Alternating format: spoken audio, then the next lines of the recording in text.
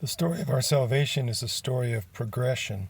Progression of the soul from dark and cold and ignorant to light and warm and full of knowledge of God. And the story of the Old Testament is also the same story of progression.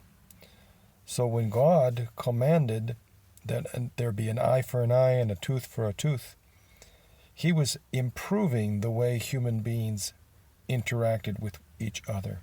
It was a higher law than the previous way humans lived, which was, if you kill me or you kill my sister, I go and I kill everybody in your village.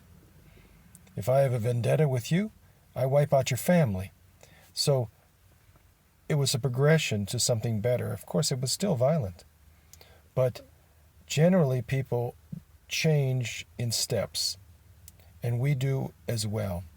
So there are things that a person who's a mature Christian knows and does that an immature Christian cannot do, and that are even scandalous to them because they're not prepared for it. Now, in the gospel, the Lord gave a higher law, the law that the Old Testament was pointing us towards, but which people understood only in a dark way, in a sort of in figures and in types.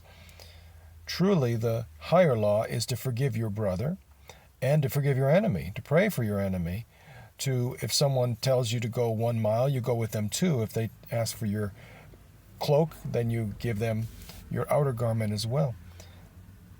But this is a progression. So that's why in the Old Testament there was all of this violence. People who don't believe in God or who have an axe to grind, they will say things about the Old Testament saying, well, this shows God is terrible.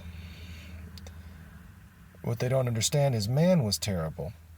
And over the course of time, he became better as God gradually introduced him into the perfect way.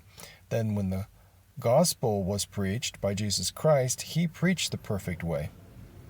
Now, unfortunately, very few of us can live in that way, as we see that man is still very violent. But now we have some rules.